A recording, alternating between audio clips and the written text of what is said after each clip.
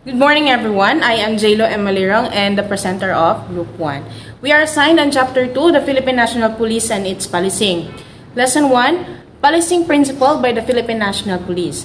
Now, the Philippine National Police have three principles, which is the principle to serve and protect, the principle to observe human rights and dignity to person, and the principle to use of force using police operations. So, sa police to serve and protect is dili pwedeng mag-encourage ang mga police sa mga illegal acts mo na siya. The principle to observe human rights and dignity to a person, to enforce laws for human rights, ana na siya. Then sa principle use of force during police operation kana daghanta, like for example ana is kana kini the principle use of during police operation.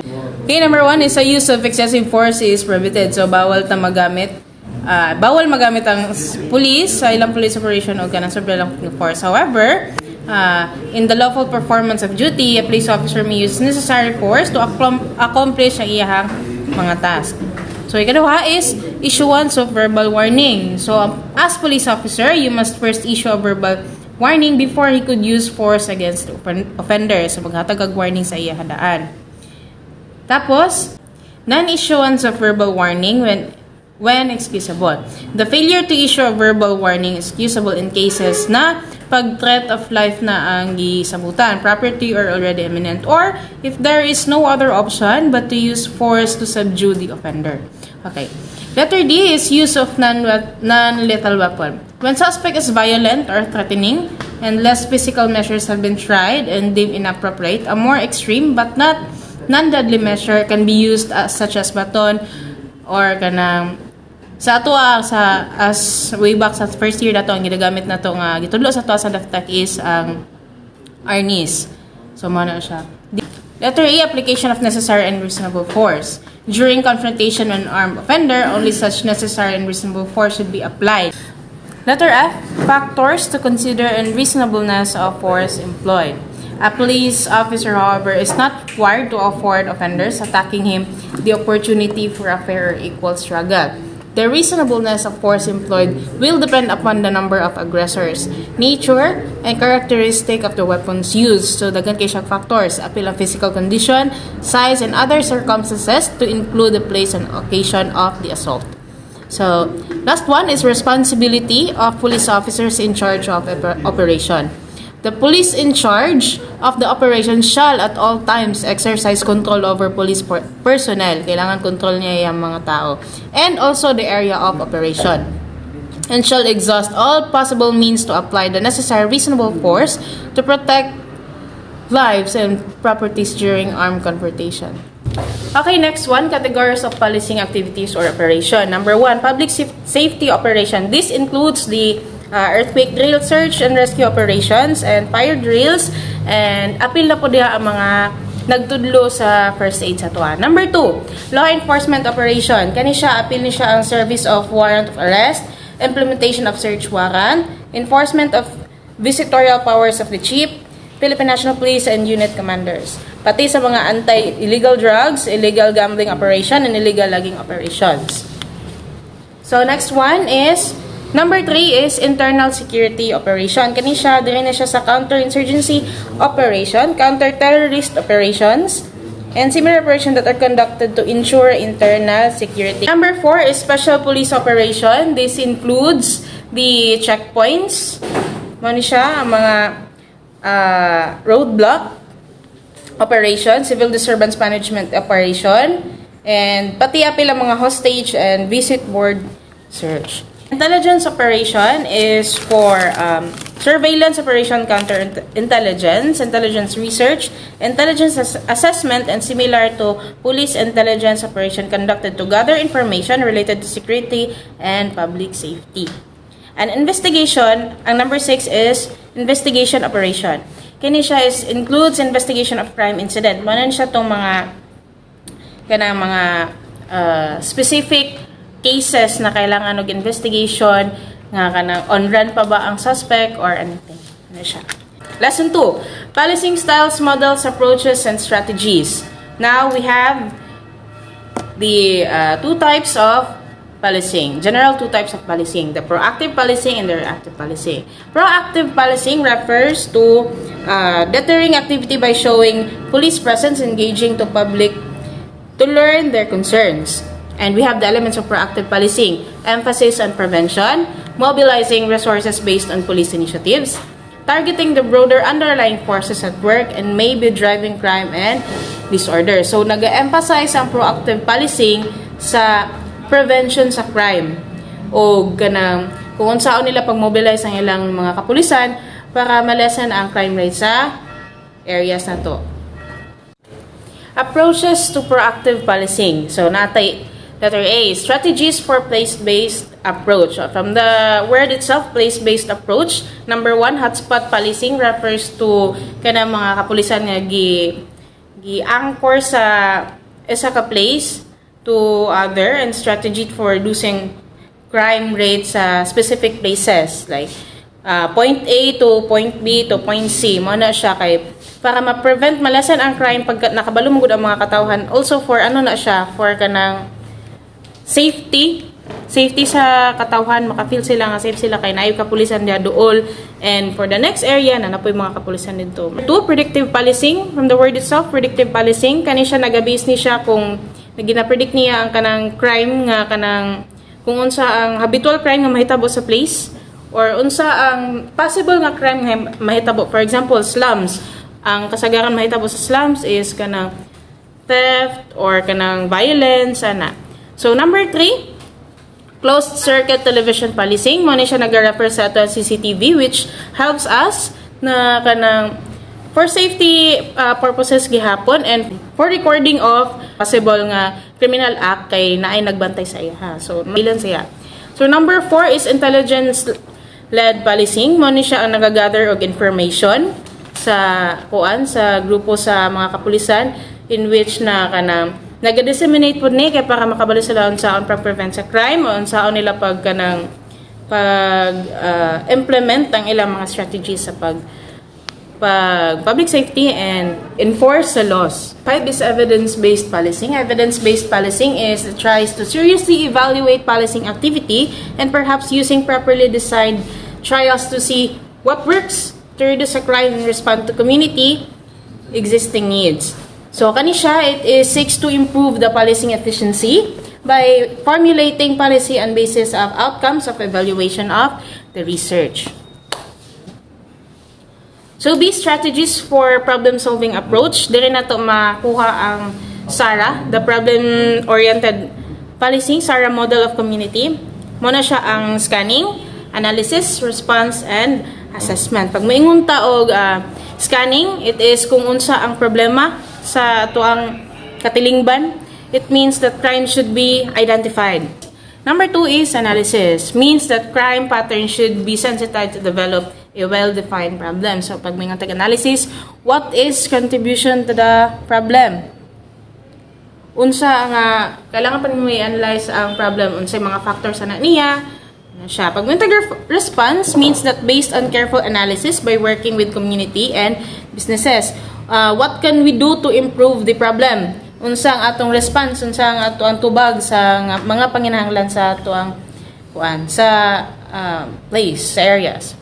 Okay, the assessment is, it means that the response is evaluated to see if the crime reduction strategy was effective in solving problems. So, diri ka makapangutan na if did the response work or kanang kung unsa na ang result sa inyo ha. Like kung tama ba to ang strategy nga inyo hang gihatag sa isa ka community, sa isa ka problem ana, or unsa or best result ba siya nga pwede ba siya nimo ma-apply for the next nga same situation sa isa ka place gyapon.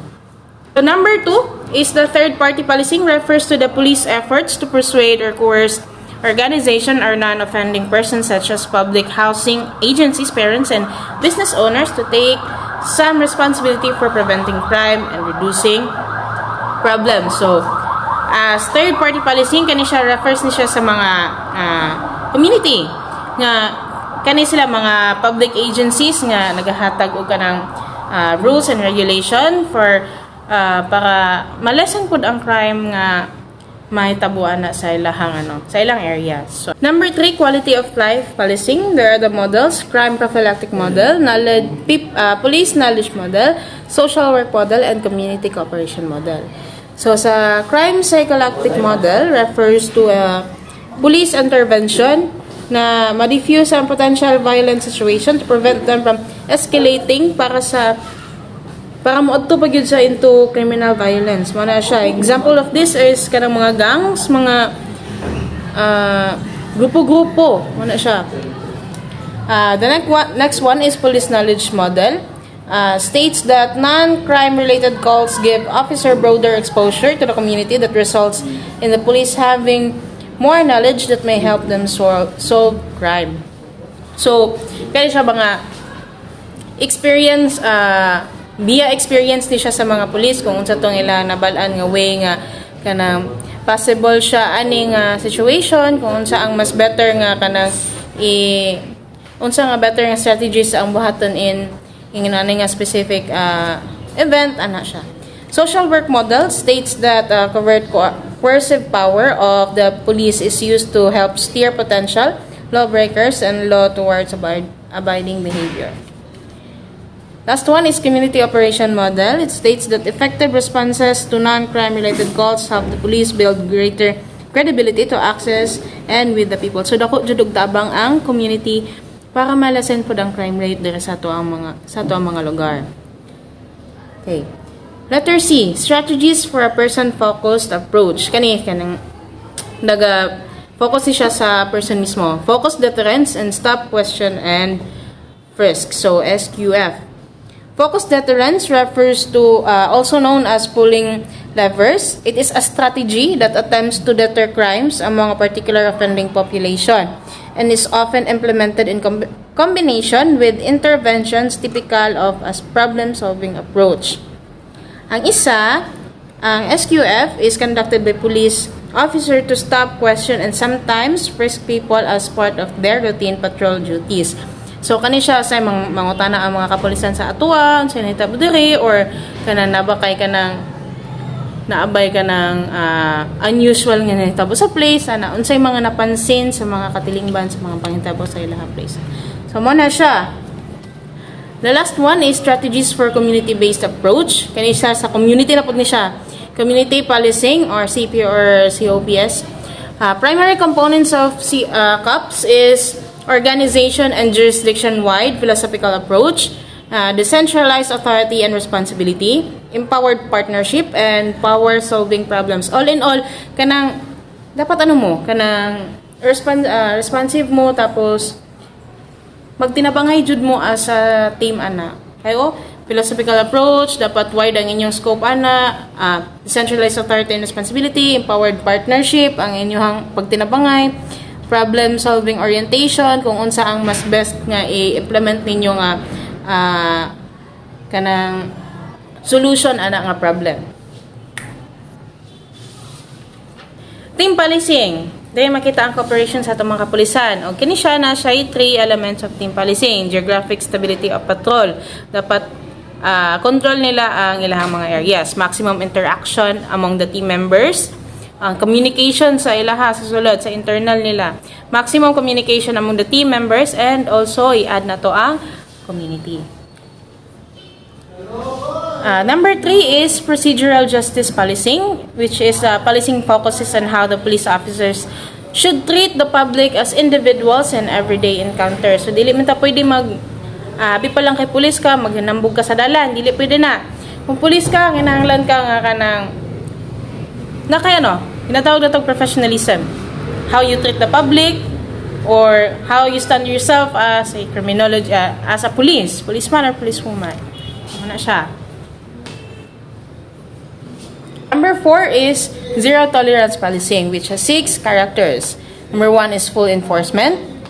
2 is lack of prosecutorial discretion, strict constructivist interpretation, strict liability, mandatory punishment, and harsh punishment. Okay, nata sa ikaduha. Kaganina is mo to siya ang proactive. Kani mo ni siya ang reactive policing. The elements of reactive policing emphasis on reacting to particular crime events after they have occurred. So kaganina mapansin nato is ang proactive policing is more on preventing the crime or predicting the crime. Kani ang reactive policing is nag-react sila sa crime o particular crime event after they have occurred. So, mobilizing resources based on requests coming from outside the police organization or focusing on particulars of a given criminal accident. So, kanang after an accident na din siya response. So, functions of patrol and reactive policing: to conduct routine patrol, to immediate, muna akong gawin ka ganina, immediate response to calls, and for follow-up investigation. This slide refers to a book in page 70, table 3, the reactive versus proactive policing. Reactive, when we say reactive, the police responds citizen calls for assistance. Pag proactive, the police seeks crime solution before the crimes occur. Muna siya, katunggingan o ganina nga predictive policing. Letter B, the conduct of patrol routine and unconstructed. And the proactive is the conduct of patrol is targeted. 911 calls drive police activity. Ang proactive is the crime patterns drive police activity. So, kaya siya katutong nagpangitawag pattern referred to the SARA model. The dispatch section dictates police activity, and the other one is the record management and research dictates police activity. Reactive, it focuses on investigation of crime. Ang proactive is it focuses on public education in order for the public to prevent commission of crime. Okay, klaro kayo, no? So, reactive, it emphasizes on solving the crime, and the proactive is its emphasis is preventing crimes. So, okay, next one. Types of policing based on command structure. One is centralized, one is decentralized.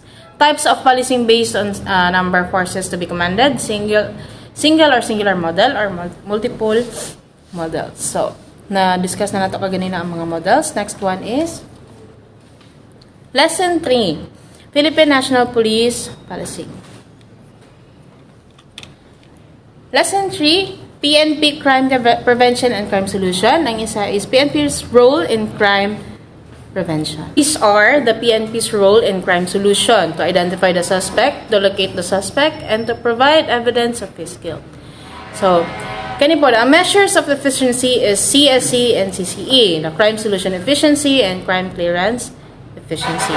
Okay, when we say crime solution, is the offender has been identified, taken into custody, and charged before the prosecutor's office based on sufficient evidence against the accused. So, ang crime clearance is the percentage of cleared cases out of total numbers of incident crimes. Next one is the basic services. The basic services are, but not limited to, agriculture and fishery, community-based forestry, health services, social welfare services, information services, solid waste disposal, and environmental management system. This is a reference for the book, page 79, figure 6, the AIDA model: attention, interest, desire, and action. Next one is the PNPC SOP program and development framework: the outcome, core, progress, and the support. Book reference, page 79, figure 7. So, that would be all, and thank you very much for listening. Punta nga namin nasabtan sa akong report, and if you have any questions, please tana ako or among mga groups. So, thank you all. Bye and have a good day.